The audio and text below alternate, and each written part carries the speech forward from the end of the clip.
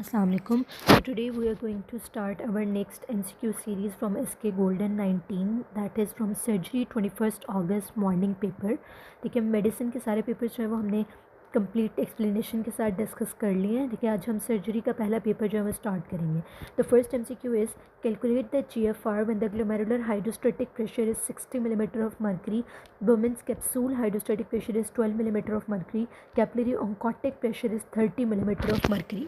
ठीक है, अब हमारे पास क्या क्या जो है हमें चीज़ें दी हुई हैं. उन्होंने हमें ग्लोमेरुलर कैपिलरी हाइड्रोस्टैटिक प्रेशर दिया है. ठीक है, जो कि कितना है, that is about 60 mm of mercury.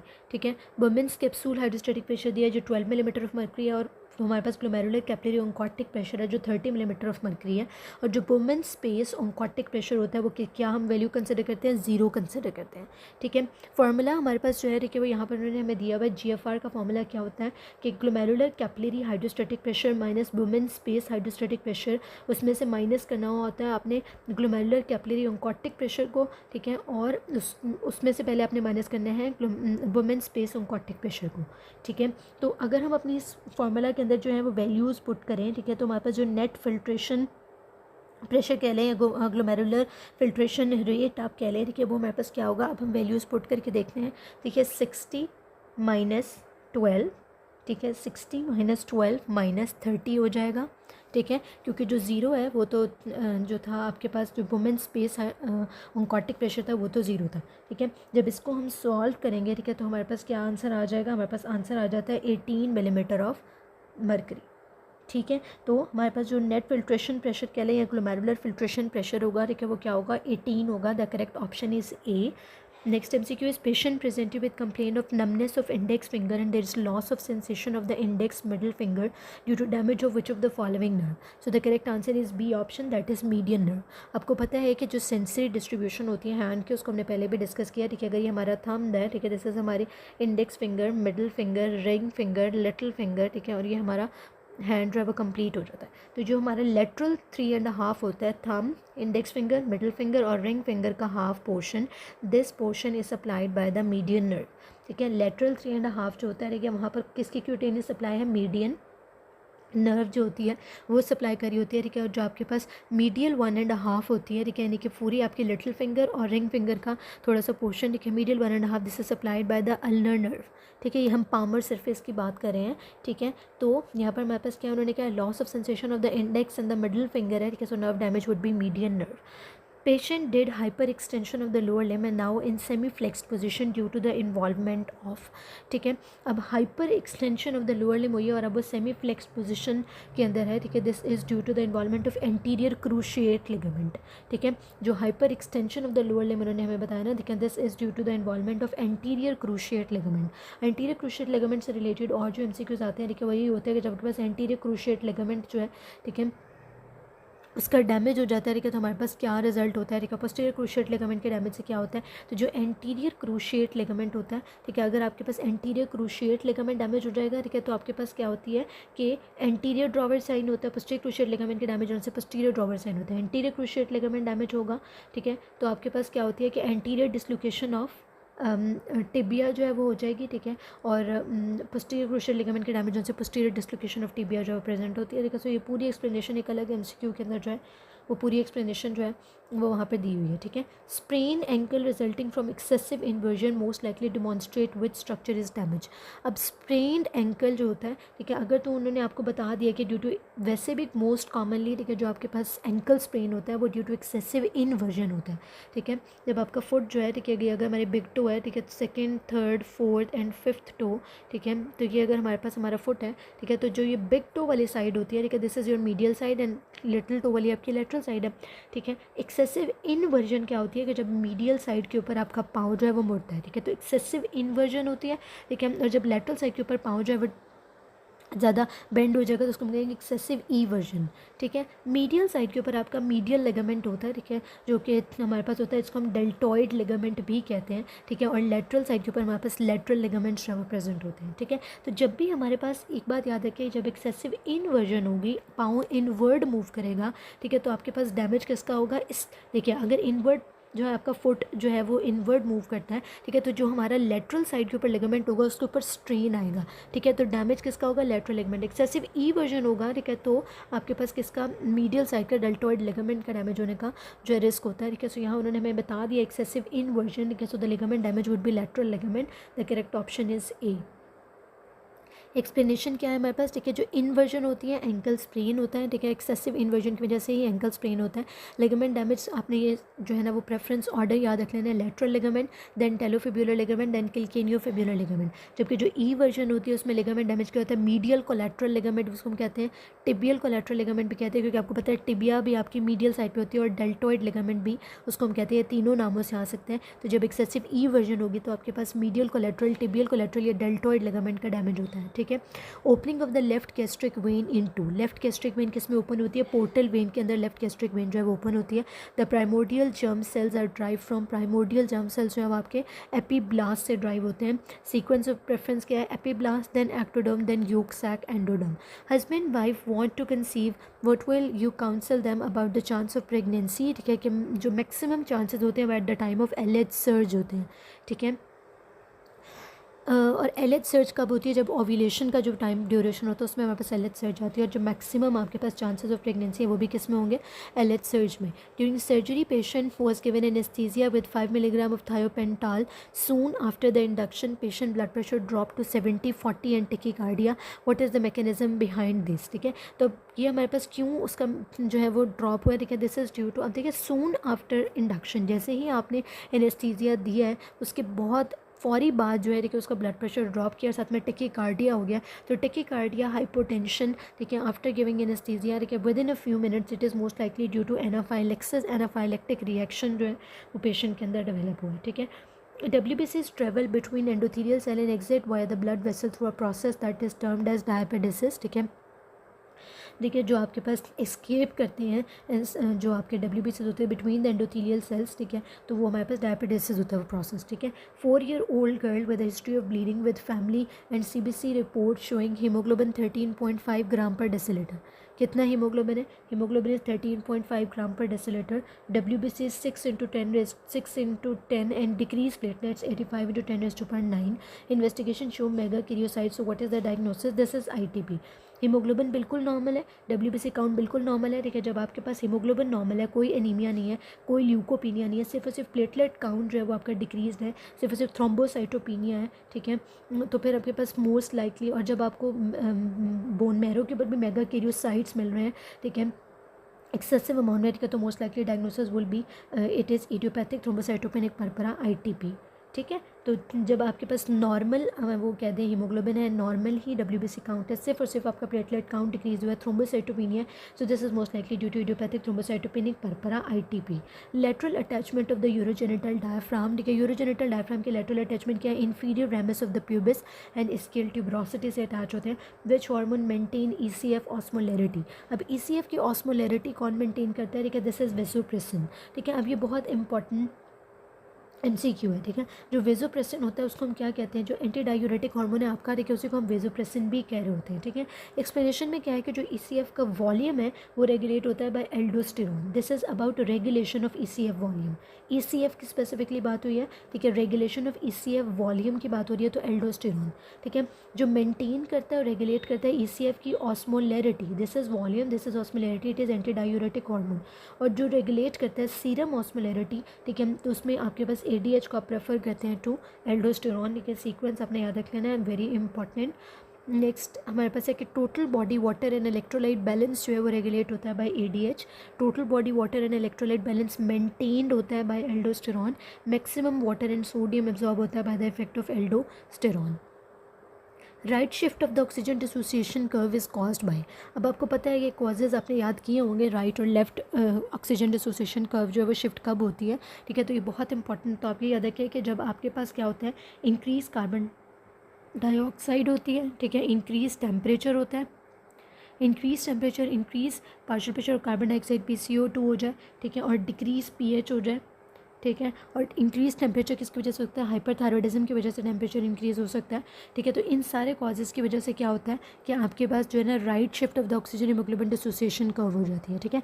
जबकि अगर आपके पास क्या हो जाए, डिक्रीज PCO2 हो जाए, डिक्रीज ही आपके पास टेम्परेचर हो जाए, ठीक है, और इंक्रीज pH हो जाए, तो आपके पास लेफ्ट शिफ्ट होती है। और जब राइट शिफ्ट होती है ऑक्सीजन हीमोग्लोबिन डिसोसिएशन कर्व का, ठीक है, तो अफिनिटी जो है फॉर ऑक्सीजन वो कम हो जाती है और अनलोडिंग जो है वो इंक्रीज़ हो जाती है, ठीक है। अफिनिटी कम होती है और अनलोडिंग बढ़ जाती है, ठीक है। जब आपके पास लेफ्ट शिफ्ट होती है ऑक्सीजन डिसोसिएशन कर्व, ठीक है, तो अफिनिटी कम होती है और अफिनिटी जो है वो बढ़ जाती है और अनलोडिंग कम हो जाती है, ठीक है। टिश्यूज़ के अंदर अनलोडिंग कम हो जाती है, ठीक है। तो अब यहाँ हमारे पास करेक्ट ऑप्शन क्या होगा, B, increase carbon dioxide. Respiratory acidosis occurs in, अब रेस्पिरेटरी एसिडोसिस किसमें होता है, ड्राउनिंग के अंदर जो है रेस्पिरेटरी एसिडोसिस होता है। बहुत दफ़ा रिपीट हो चुका है ये MCQ। Patient presented as a case of diabetic nephropathy, diagnostic test for diabetic nephropathy.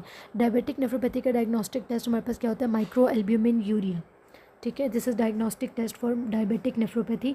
Folia is a feature of cerebellum, ठीक है। Patient presented with dizziness and vertigo after history of fall on CT scan, subdural haemorrhage suspected, which of the following vessel is involve, ठीक है। तो जो subdural haemorrhage होता है उसमें आपके सेरिब्रल वेन्स इन्वॉल्व होती हैं और more specific. Okay, so these MCQs are missing from the PDF, so I have taken it from the book. So the 18th MCQ is the type of neuron present in spinal sensory ganglia is, तो these are pseudo unipolar neurons, ठीक है। जो spinal sensory ganglia में होते हैं वो pseudo unipolar neurons होते हैं। स्पाइनल गैंग्लिया और डॉर्सल रूट गैंग्लिया में क्या होते हैं, सूडो यूनिपोलर न्यूरॉन्स होते हैं।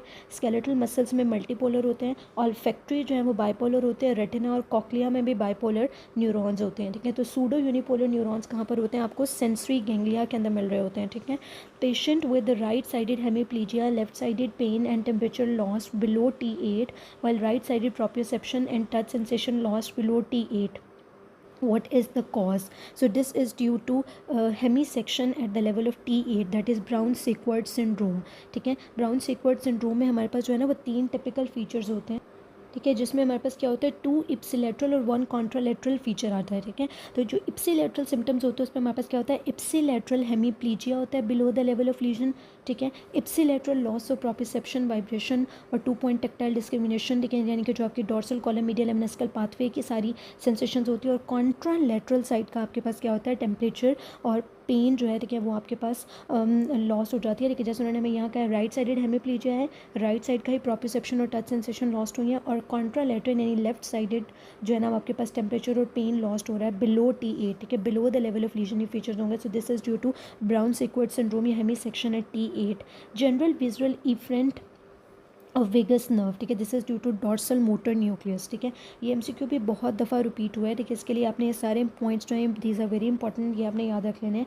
Regarding vagus nuclei, general visual efferents जो है वो न्यूक्लियस ऑफ ट्रैक्टर सॉलिटेरियस, ठीक है। जो स्पेशल विजुअल इफरेंट है वो भी सॉलिटेरियस में, जो जनरल विजुअल इफरेंट है dorsal motor nucleus, special visual efferent ambiguous nucleus जो होता है, और general that is general somatic efferent, this is spinal nucleus of trigeminal nerve, ठीक है। Next MCQ, which of the following muscle of mastication help in deep inspiration during yawning and increase cardiac output, ठीक है। so this muscle is lateral pterygoid, ठीक है। lateral pterygoid जो है वो आपकी माउथ ओपनिंग बेसिकली करा रहा होता है ना, ठीक है। तो हेल्प करता है आपको डीप इंस्पिरेशन ड्यूरिंग यॉर्निंग और आपके कार्डियक आउटपुट को इंक्रीज करता है, that is lateral pterygoid muscle। Next MCQ is a patient got firearm injury to lower limb and developed foot drop, there is loss of dorsiflexion due to damage at, ठीक है। तो dorsiflexion loss होती है, ठीक है, जब आपके पास डैमेज होगा at the level of neck of fibula. Neck of fibula पे आपके पास नर्व होती है, कौन सी, कॉमन पेरोनियल नर्व। तो कॉमन पेरोनियल नर्व के डैमेज की वजह से हमारे पास क्या होगा, there is loss of dorsiflexion। Which of the following organism causes meningitis in age of 5 years, ठीक है। तो 5 years के अंदर हमारे पास मोस्ट कॉमन कॉजेटिव एजेंट है स्ट्रेप्टोकोकस नमूनी, ठीक है। न्यूरो एंडोक्राइन हार्मोन इन स्ट्रेस, ठीक है, स्ट्रेस के अंदर हार्मोन की बात हो रही है, सो दिस इज कॉर्टिसोल, ठीक है। हार्मोन इन स्ट्रेस पूछा गया तो कॉर्टिसोल आ जाएगा, that is the C option. 60 years old lady presented with fracture of hip bone, which supplement might be beneficial for the lady, तो आप इसको अर्गो कैल्सिफेरॉल देंगे, ये भी हमने पहले डिस्कस कर लिया है। Which of the following substances must be further digested before it can be absorb by specific carriers in the intestinal cells, so these are sucrose, ठीक है। अब इसकी क्या एक्सप्लेनेशन होती है कि हमारे जो इंटेस्टाइनल एपिथेलियल सेल्स होते हैं ना, वो आपके पास सिर्फ रिड्यूस्ड फॉर्म ऑफ शुगर्स होते हैं, यानी कि मोनोसेक्राइड्स के फॉर्म में शुगर को जो है वो एब्जॉर्ब करते हैं, ठीक है।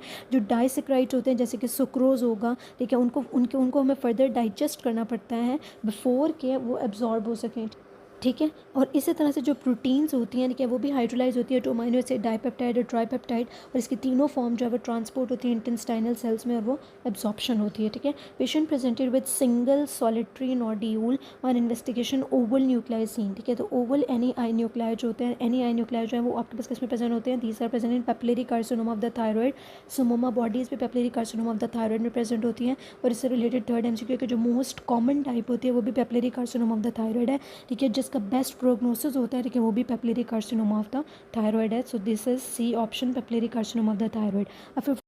Okay, so next MCQ is a 50 years old man presented with hemoglobin 8.2, enlarged spleen, WBC raised, peripheral smear showing immature myeloid lineage. What is the genetic defect? ठीक है, हमारे पास फीचर्स क्या है, हीमोग्लोबिन जो है वो 8.2 है, स्प्लीनोमेगाली हुई है, WBC रेज्ड है, और पेरिफेरल स्मेयर पे हमें इमेच्योर माइलॉइड लीनेज मिल रहा है। This all features are consistent with chronic myeloid leukaemia, जिसमें हमारे पास फिलाडेल्फिया क्रोमोसोम 922 की ट्रांसलोकेशन होती है। So the correct option is A.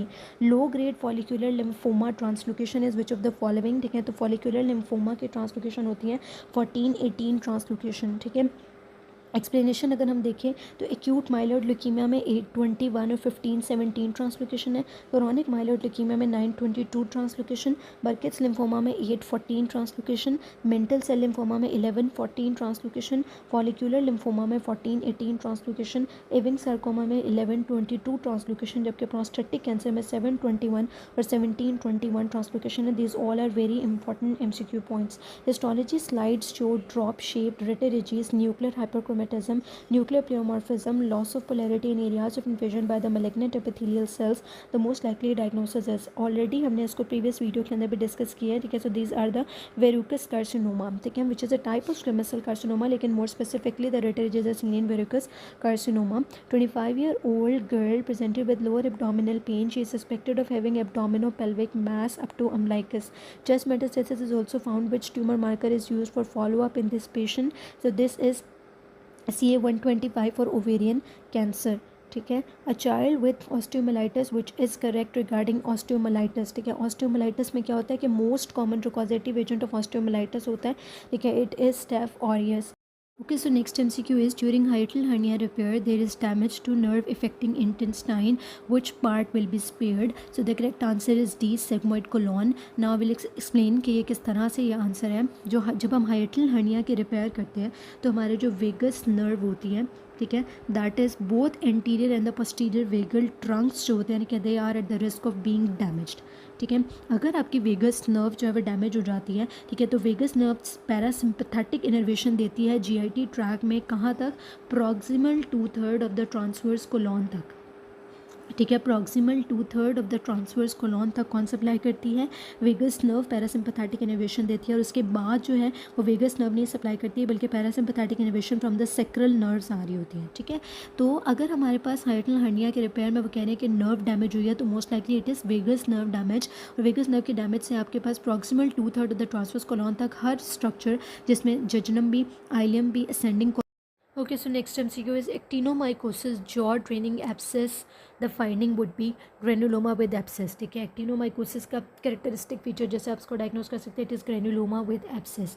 Actinomycosis, jaw draining abscess, again repeated MCQ, granuloma with abscess. Which comes from vitelline duct, vitelline duct का क्या remnant होता है, it is मैकल्स diverticulum जो है it arises from the vitelline, persistent vitelline duct जो है वो मैकल्स diverticulum बनाती है। Maximum number of beta cells, ये हमने बहुत दफ़ा जो है वो डिस्कस कर लिया, it is in the tail of pancreas.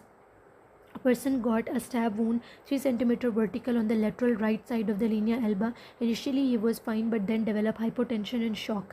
Which vessel is most likely to be damaged, ठीक है। So it is due to damage to the inferior vena cava, ठीक है। जो आपके पास 3 cm वर्टिकल एक स्टैब वूंड है, ठीक है, और ऑन जो आपकी राइट साइड है उसके भी लेटरल वाले पोर्शन के ऊपर है, ठीक है, lateral of the Linnaea Elba जो है वो आपके पास उन्होंने कहा है। तो ये टिपिकल जो है सरफेस मार्किंग होती है फॉर इन्फीरियर वेना केवा, ठीक है। सो और इन्फीरियर वेना केवा के इंजरी की वजह से जो है वो हाइपोटेंशन और शॉक होगा due to loss of a large amount of blood. So the correct option is A. Next A female patient undergo radiotherapy of axilla due to mets of the breast carcinoma. Now she is more prone to develop. ठीक है, अब वो कह रहे हैं कि metastatic breast carcinoma जो है ठीक है वो कार्सिनोमा ब्रेस्ट जो है ठीक है वो स्प्रेड करके एक्सिलरी लिम्फ नोड्स को उसने इन्वॉल्व कर लिया, उसके लिए हमने रेडियोथेरेपी की पेशेंट की, तो she is more prone to develop angiosarcoma क्योंकि due to the exposure to the radiation. ठीक है, तो रेडिएशन एक्सपोजर जो है उसके बाद हमारे पास रिस्क ऑफ स्किन जो है ना आपके पास कैंसर्स ठीक है वो बहुत ज़्यादा इंक्रीज़ हो जाता है। ठीक है, तो ये भी अपने याद रख लेना। और यहाँ जो ऑप्शन दी हुई है उसमें हमारे पास क्या है, angiosarcoma is the best option. In trace of JVP the wave produced by the right ventricular contraction. जब राइट वेंट्रिकल कॉन्ट्रैक्ट करती है तो कौन सी वेव प्रोड्यूस होती है, मैंने आपको पहले भी कहा था, उसका भी याद है कि राइट वेंट्रिकुलर सी से कॉन्ट्रैक्शन और सी से सी वेव। ठीक है, तो राइट वेंट्रिकुलर कॉन्ट्रैक्शन से सी वेव प्रोड्यूस होती है। क्यों? क्योंकि जब राइट वेंट्रिकल आपका कॉन्ट्रैक्ट करता है ठीक है तो जो आपका क्लोज ट्राइकस्पिड वाल्व होता है ठीक है वो बल्ज करता है back into the right atrium. ठीक है, जब वो बल्ज करता है back into the right atrium तो उसकी वजह से हमारे पास सी वेव जो है वो प्रोड्यूस होती है। ठीक है, तो right ventricular contraction C wave produce करती है। A patient fell on outstretch hand and there is fracture of the distal end of the radius that is move anteriorly and lateral, this fracture is called as Galeazzi fracture. ठीक है, ये सारे fractures जो है ये important है radius और ulna दोनों के। ठीक है, तो ये आपने याद रख लेना है। ठीक है, जो हमारे पास मोस्ट रिपीटेड फ्रैक्चर्स हैं उनकी एक्सप्लेनेशन उन्होंने में दिया है। ठीक है, जो बेनेटी फ्रैक्चर होता है ठीक है वो बेस ऑफ द थंब होता है। ठीक है, fracture of the first metacarpal, boxes fracture जो है वो फिफ्थ मेटाकार्पल फ्रैक्चर होता है, स्मिथ फ्रैक्चर जो है वो रेडियस के एंड फ्रैक्चर होता है, ग्लेजिस फ्रैक्चर में क्या है कि medial to the distal end of the radius जो उसका फ्रैक्चर होता है with dislocation of the radio ulnar joint. Monteggia's fractures को हम कहते हैं radial head dislocation and proximal ulna dislocation. ठीक है, so the correct option is C. Ventricular filling is represented by, ventricular filling जो होती है वो आपके पास टीपी सेगमेंट जो है वो रिप्रेजेंट करता है। ठीक है, superior laryngeal artery and internal laryngeal nerve passes between. Superior laryngeal artery और इंटरनल लेरेंजियल नर्व जो है दोनों चीज़ें किसके दरमियान से पास करती हैं, थायरॉयड और हायोइड बोन के दरमियान से जो है ना ये पास करी होती है, superior laryngeal artery and internal laryngeal nerve. Length of the left bronchus, left bronchus की लेंथ जो है वो 5 सेंटीमीटर होती है और राइट ब्रोंकस कितना होता है 2.5 centimetre. Phrenic nerve avulsion at its origin, अगर वो अपनी ओरिजिन के ऊपर उसकी इवल्जन हुई है तो इट विल लेड टू। ठीक है, अब इसमें भी सीक्वेंस जो है वो बहुत इंपॉर्टेंट है। ठीक है, ये भी एमसीक्यू बहुत दफ़ा रिपीट हुआ है, हेमी डायफ्राम पैरालिसिस। क्या सीक्वेंस है, जो फ्रेनिक नर्व इवल्स होती है एट इट्स ओरिजिन तो सबसे पहले हमारे पास हेमी डायफ्राम सेंसरी लॉस होता है। अगर यहाँ पर हमारे पास ऑप्शन में होता है हेमी डायफ्राम सेंसरी लॉस तो हम उसको प्रेफर करते हैं। उसके बाद हेमी डायफ्राम पैरालिसिस है जो कि हमारे पास दी हुई है, अगर वो भी ऑप्शन नहीं है तो फिर आप सेंट्रल टेंडन सेंसेशन लॉस्ट को जो है प्रेफर करेंगे। Left ventricle, left middle branch block and right middle branch, right middle branch जो है ठीक है वो आपके पास उन्होंने कहा है कि they are supplied by left ventricle, left middle branch और राइट मिडल ब्रांच जो है वो किस चीज़ से सप्लाई हो रही होती है, किस आर्टरी से सप्लाई हो रही होती है, लेफ्ट कोरोनरी आर्टरी जो उनको सप्लाई कर रही होती है। ठीक है, dead space increasing, dead space जो है वो इंक्रीज़ हो जाती है इन केस ऑफ हाइपोटेंशन। ठीक है, अभी किस तरह से इंक्रीज़ होती है इसकी मैं थोड़ी सी एक्सप्लेनेशन जो है वो आपको दे देती हूँ। बेसिकली हमारे पास डेड स्पेस क्या होता है, डेड स्पेस हमारे पास वो part of the respiratory system होता है, it is the portion of the airway that does not take part in gaseous exchange. ठीक है, पोर्शन ऑफ एयरवे जहाँ पर गैशियस एक्सचेंज नहीं होता उसको हम क्या कहते हैं, डेड स्पेस कहते हैं। ठीक है, तो फिजियोलॉजिकल डेड स्पेस क्या होती है, फिजियोलॉजिकल डेड स्पेस आपके पास ये होती है कि जितना भी आपका कंडक्टिंग सिस्टम होता है ठीक है, कंडक्टिंग एयरवे होता है वो हमारे पास फिजियोलॉजिकल डेड स्पेस के अंदर आ जाता है। ठीक है, या सॉरी एनाटॉमिकल डेड स्पेस के अंदर आ जाता है। ठीक है, तो एनाटॉमिकल डेड स्पेस में फिर हमारे पास क्या क्या चीज़ें आ जाएंगी, एनाटॉमिकल डेड स्पेस जो होता है उसमें हमारे पास ट्रेकिया आ जाएगा, ब्रोंकाई आ जाएंगे। ठीक है, और इसके अलावा हमारे पास एल्व्यूलर डेड स्पेसेस भी होती है कि वो एरियाज़ ऑफ द लंग्स ठीक है जो ventilate that are ventilated but they are not perfused with blood for effective gaseous exchange. ठीक है, वो भी आपके पास इसमें डेड स्पेस के अंदर इंक्लूड हो जाती हैं। ठीक है, अब हमारे पास क्या होता है, हमने दो तरह के डेड स्पेसेस को मैंने डिस्कस किया था, इसकी पूरी वीडियो मौजूद है रेस्पिरेटरी फिजियोलॉजी में। एनाटॉमिकल डेड स्पेस होती है और physiological dead space. Normal circumstances के अंदर आपकी फिजियोलॉजिकल और एनाटॉमिकल डेड स्पेस जो है वो इक्वल होती है, दैट इज़ कितनी होती है 150 ml होती है।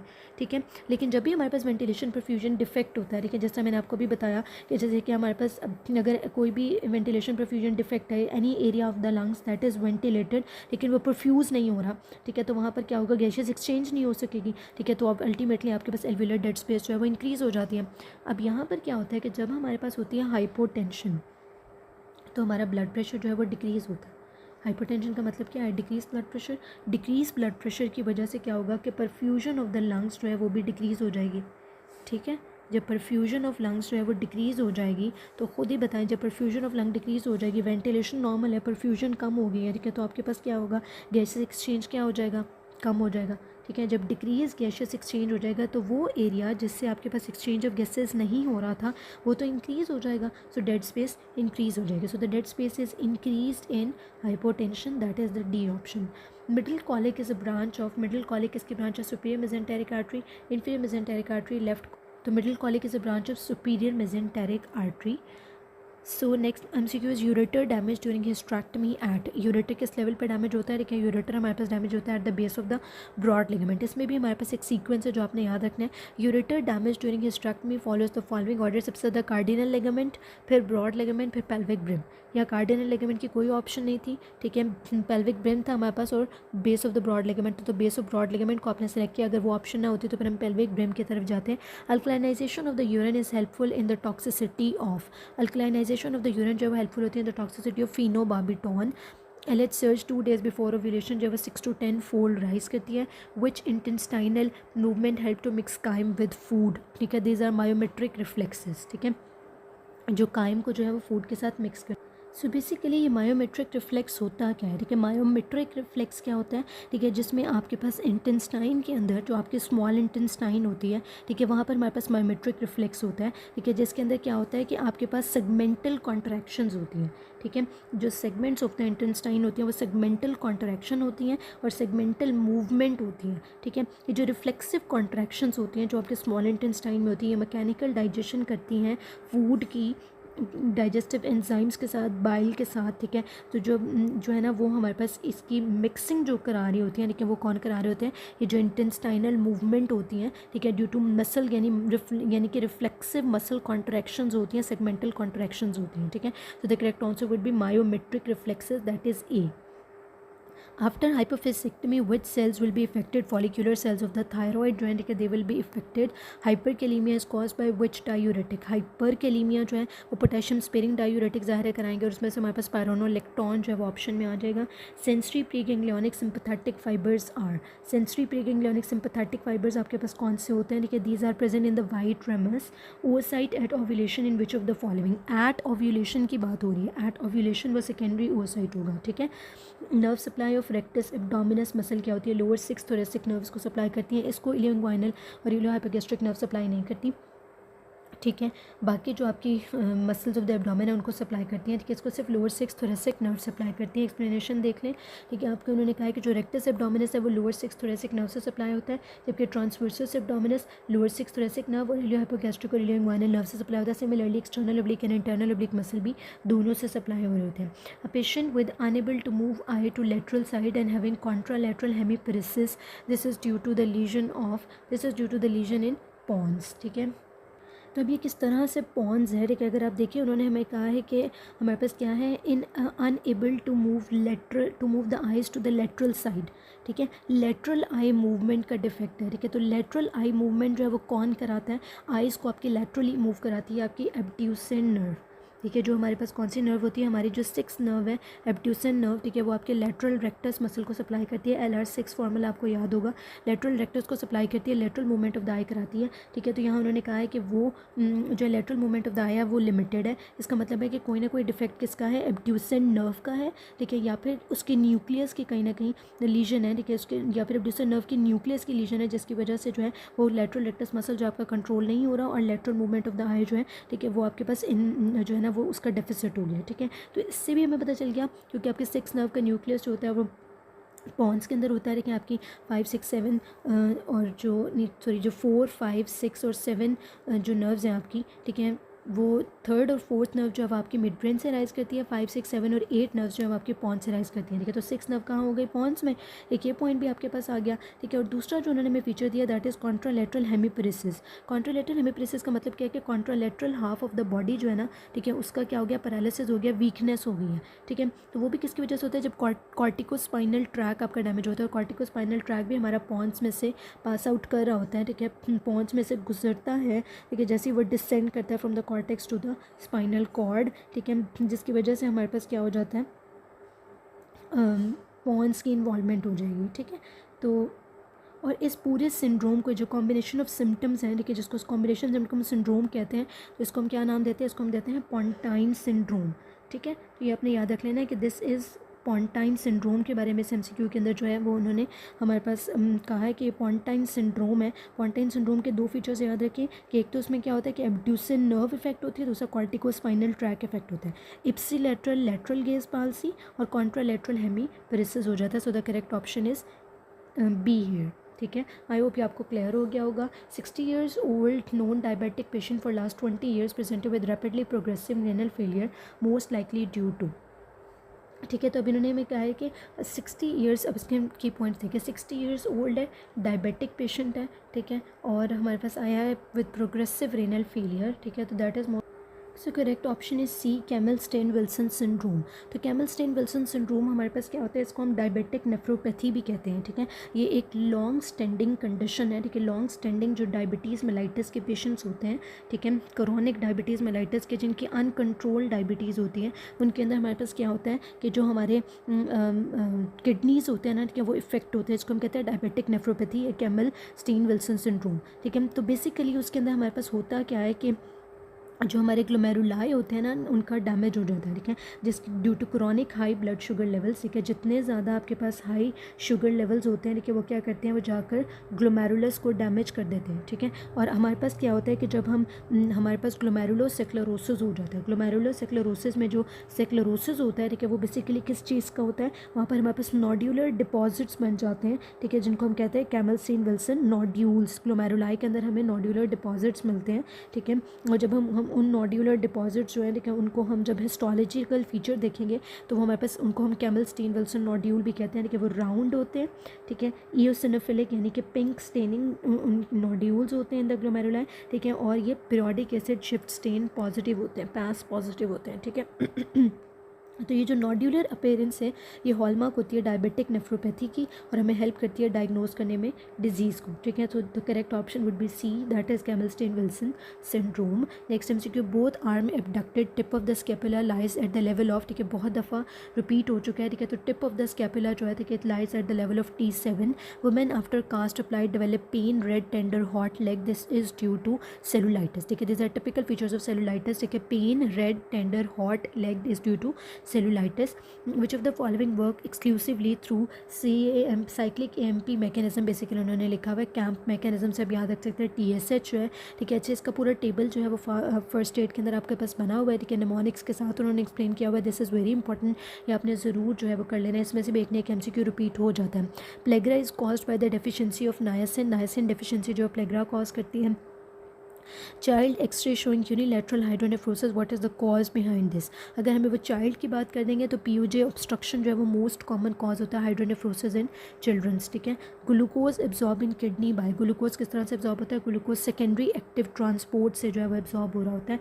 A kid with thick secretion and having sweat chloride test positive, his parents are normal, the mode of inheritance, ये किसकी बात हो रही है, सिस्टिक फाइब्रोसिस की बात हो रही है, that is an autosomal recessive disease. ठीक है, cystic fibrosis is an autosomal recessive disease. उन्होंने हमें बहुत टिपिकल फीचर्स दे दिए, थिक सिक्रेशंस भी कह दिया, स्वेट क्लोराइड टेस्ट भी पॉजिटिव कह दिया। ठीक है, so it is due to autosomal recessive condition. How much time a bolus take to reach till colon? ठीक है, तो इसको 8 आवर्स लगते हैं। If a patient has renal plasma flow 600, ठीक है, रेनल प्लाज्मा फ्लो कितना है, 600 है। हेमेटोक्रिट 0.4 है, कैलकुलेट करें blood flow to the kidney.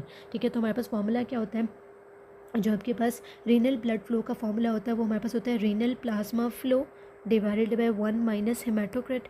ठीक है, रेनल ब्लड फ्लो उन्होंने में 600 दिया है, उन्होंने वैल्यूज पुट किया, रेनल प्लाज्मा फ्लो 1 है। ठीक है, नहीं, रेनल ब्लड फ्लो जो है हमारे पास, ठीक है, वो कितना है, वो हमने निकालना है। रेनल प्लाज्मा फ्लो 600 और हेमाटोक्रेट 0.40। जब हम वैल्यूज़ को इसमें फॉर्मूला में पुट करेंगे, ठीक है, तो हमारे पास क्या आंसर आ जाता है, 1000 ml per minute. So the correct option is E, 1000 ml per minute.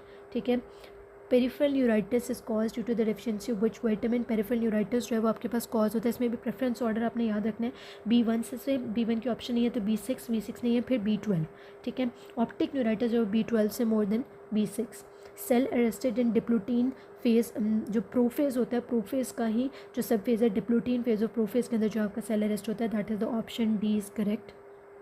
For carbohydrate metabolism which vitamin is necessary. Carbohydrate metabolism के लिए हमें CT से आप याद रखें, CT स्कैन होता है ना, CT से याद रखें। कार्बोहाइड्रेट के लिए थायमिन चाहिए, ठीक है।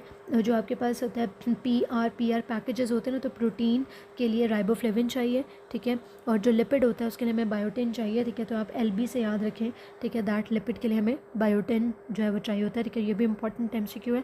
Monitoring of extrinsic pathway is related to extrinsic pathway, जो उसकी मॉनिटरिंग आप किस तरह से कर रहे होते हैं। एक्सट्रिंसिक पाथवे की मॉनिटरिंग जो है वो हम कर रहे होते हैं with the help of that is warfarin जो है उसके लिए हम एक्सट्रिंसिक पाथवे को मॉनिटर करते हैं। किस तरह करते हैं, INR को हम प्रेफर करते हैं टू द प्रोथ्रोम्बिन टाइम। और इंट्रिंसिक पाथवे के लिए हम हेपरिन की जैसे मॉनिटरिंग जो है तो इंट्रिंसिक पाथवे से करते हैं, उसमें हम activated partial thromboplastin time APTT को मुहैया करते हैं। Patient having vesicular rash on palms and soles with blistering lesion on tongue and gums, which of the following is true about virus causing this disease, ठीक है। तो ये कॉक्सिकी virus की बात हो रही है, ठीक है। और ये आपके पास जो है ना वो आपने इसमें याद रखना है कि इसके टिपिकल फीचर्स क्या होते हैं कि नेकेड पॉजिटिव सेंस RNA जो है, ठीक है, ये होता है हमारे पास। Baby has rash and slapped cheek cause by virus having structure, ठीक है। अब ये किसकी वजह से होता है, ये आपके पास जो पार्वोवायरस B19 होता है, ठीक है, वो जो है उसको कॉज करता है। और उसके टिपिकल फीचर्स हमारे पास क्या होते हैं कि single stranded negative DNA virus होता है। ये टिपिकल MCQs है, इस तरह से ही पास्ट पेपर में भी रिपीट हुए हैं, दोबारा भी रिपीट होंगे, तो इसी तरह से रिपीट होंगे, इनको आपने इसी तरह से याद रख लेना है। 22-year-old primary gravida has noted no fetal movement at 18 weeks gestation. Fetal ultrasound examination shows marked hydrops vitalis and organomegaly. There is extensive cerebral necrosis and periventricular calcification. Infection with which of the following organism is most likely to produce these findings? ठीक है, so these are due to जब उन्होंने हमें periventricular calcification कह दिया, ठीक है, this feature is typical of किसका, जो periventricular calcification होता है, it is typical feature of cytomegalovirus. So the correct option is B. Patient with complaint of regurgitation, chest pain, midnight, partially relieved by elevation of bedhead, side frothy like liquid is coming from mouth, ठीक है। तो उसको आप क्या कहेंगे, fatty diet को कम कर दे, decrease fatty diet, ठीक है, जिसकी वजह से उसको रिफ्लक्स ऑफ द फूड हो रहा है। Nystagmus is due to the lesion of, nystagmus क्या होता है, nystagmus is due to the lesion of flocculonodular lobe of the cerebellum. Hepatoduodenal ligament contain which of the following structures, ठीक है। हेपेटोड्यूडनल ligament के अंदर आपका पोर्टल ट्राइएड होता है, ठीक है। पोर्टल वेन होती है, हेपेटिक आर्टरी होती है, और आपकी बाइल डक्ट जो आपका पूरा पोर्टल ट्राइएड होता है वो प्रेजेंट होता है हेपेटोड्यूडनल लिगामेंट में। यहाँ पर ऑप्शन D करेक्ट होगा, portal vein. Damage to the upper part of the shoulder, the artery that is bleeding is the branch of which artery, ठीक है, it is the branch of axillary artery की branch होगी, ठीक है। Okay, axillary artery की कौन सी branches होती हैं, मीडियल सर्कमफ्लेक्स ह्यूमरल आर्टरी होती है, ठीक है। आपके पास लैटरल सर्कमफ्लेक्स ह्यूमरल आर्टरी होती है, ठीक है। तो ये आपने जो है ना वो देख लेने, ठीक है। तो ये हमारे पास ब्रांचेज आ जाती हैं, ठीक है, जो कि आपके पता है नेक और हेड ऑफ द ह्यूमरस के अराउंड जो है वो प्रेजेंट होती हैं, ठीक है। A male presented to OPD with 104 fever for last 4 days and give history of using anti malarial के बाद उसको फीवर हुआ है, ठीक है। उसके अलावा उन्होंने हमें कहा है history of passing Cola coloured urine for last 1 day with deranged LFTs and increase unconjugated bilirubin.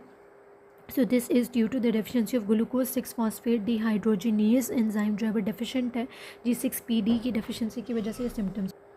Next MCQ is a sexually active person develop oropharyngeal carcinoma, most likely virus related is, इसमें इसके साथ कौन सा virus related है, human papilloma virus. Nasopharyngeal carcinoma में Epstein's Barr virus होता है, oropharyngeal carcinoma में ह्यूमन पेपिलोमा वायरस, और लंग कैंसर जो है साइटोमेगालो वायरस कॉज करता है।